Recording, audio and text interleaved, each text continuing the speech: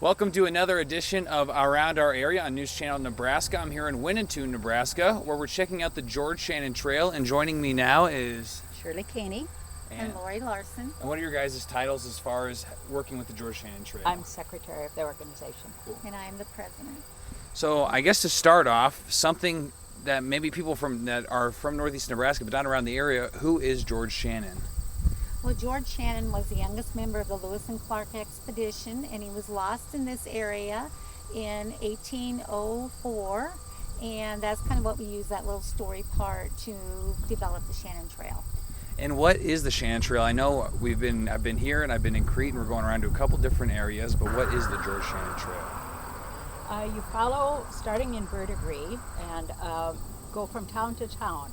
And we have these national signs that have the story of Shannon from the time of his birth through the expedition until he passes away. He had quite a history.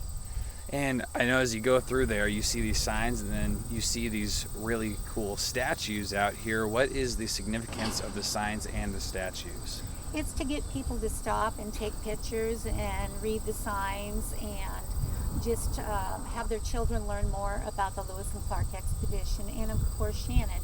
Shannon was only 17 when he started out. He turned 18 on the trail, and he went through a lot, and I think it's just that he never gave up, and we're trying to portray that with kids, that maybe he could use him as an example.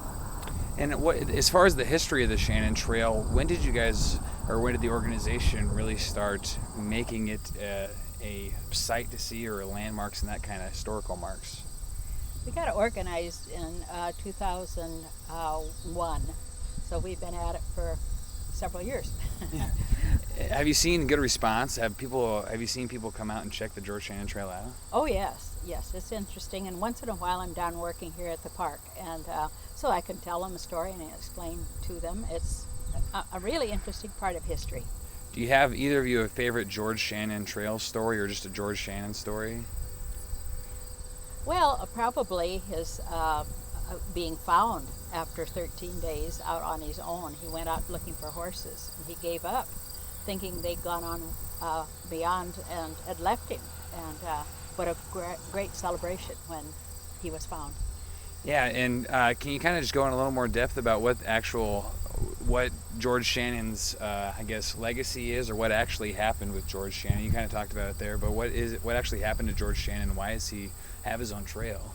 Well, he was the most educated of the men on the expedition, and he went on to become a lawyer and an attorney and a judge. And actually, when we got back to Washington, he was noted to take some of the Indian chiefs back to the Mandan village, and when in the process of that, he was shot in the leg and lost one leg. And so then he got the nickname of Peg Leg. But he came back, became more educated, became a judge. Unfortunately, he died in Palmyra, Missouri at the age of 50, so he didn't live very long. But he helped write the journals, so he's just a very good part of that whole expedition because of all the things he did, and his injuries didn't stop him, and he kept on. And you guys kind of mentioned this already, but if someone wants to check out the George Shannon Trail, what is the route they need to go, you think, for the best experience? I would say, like Shirley said, starting in Verdigris, which we will be going to next, there's 16 towns upon the Shannon Trail. You can do the trail. It's about 200 miles, and you can do it in one day.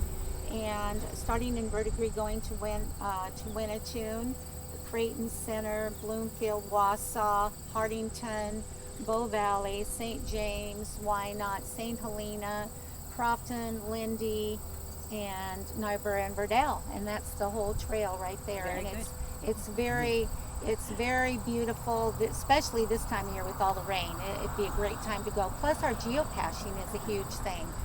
We have over 400 geocaches between Cedar and Knox counties, so if you like geocaching, that'd be a great thing to do with your family. For someone who doesn't know what geocaching is, what is geocaching? Geocaching stands for GPS. We have little treasures hidden along the trail, and you can go to geocaching.com and type in the zip code, and you'll find out the coordinates of where they're hidden. And you print off those coordinates, and then you go try to find those treasures. And then you can go back to geocaching.com and say, I found this one, I found this one. Start to be a competition to see who can find the most caches. Very cool. So kind of a fun experience for the whole family to enjoy, and really just a lot of different areas to kind of check out. We're out here at Winnetoon, like I said, and we still got more areas to check out. Thank you again for tuning in to my channel, Nebraska, if we're around our area.